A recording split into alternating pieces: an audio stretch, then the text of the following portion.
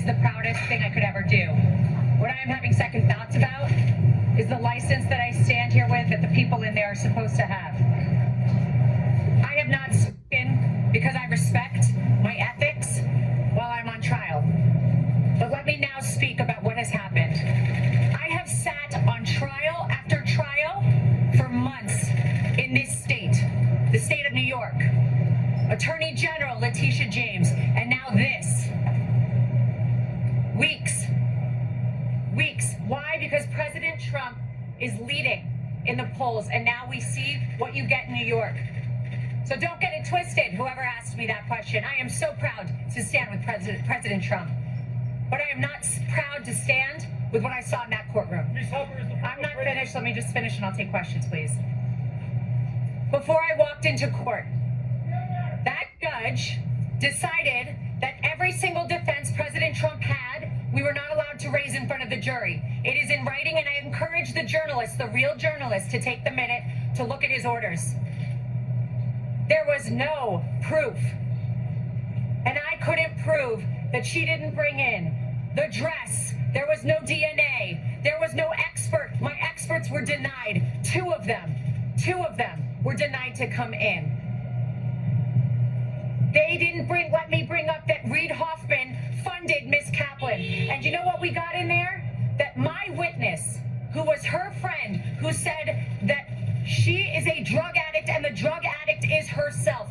That friend, I found out in there, was paid for by Miss Kaplan's firm, and that is disgusting. That is a violation of everything I stand for, and that is why I stand with Trump. And that is why so many Americans are so proud that he is running again and so excited to run to the ballot box. But don't get it twisted. We are seeing a violation of our justice system. Ladies and gentlemen, you are not allowed to be stripped of every defense that you have.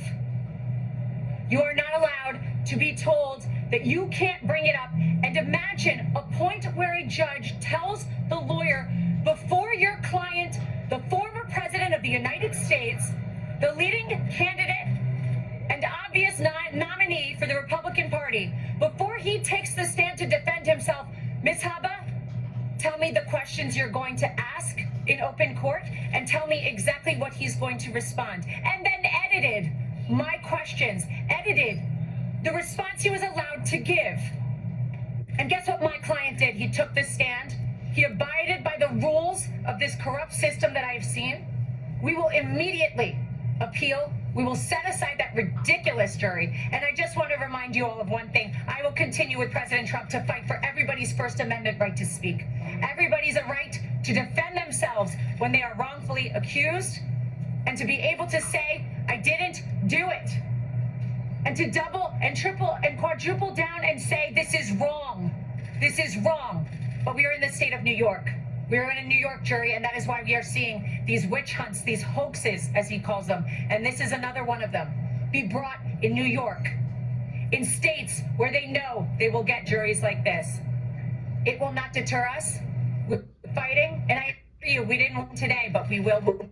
That was made in there, and the behavior I saw in there, some of which was reported widely today, gave us the most perfect record on appeal. And even if I needed it, which I don't, we were stripped of every defense, every single defense before we walked in there. And I am proud to stand with President Trump because he showed up, he stood up, he took the stand, and he faced this judge. And you know what? I'll continue to do so with him. Yes. Ms. Hubbard, of course I've spoken with the president. Ms. Hubbard, is the former president scared now of the consequences of his actions? The former president does not live his life in fear, as you've seen every single day. The former president and probably future president will continue to fight for Americans. Thank you very much, everybody. Did you defend yourself in the first trial?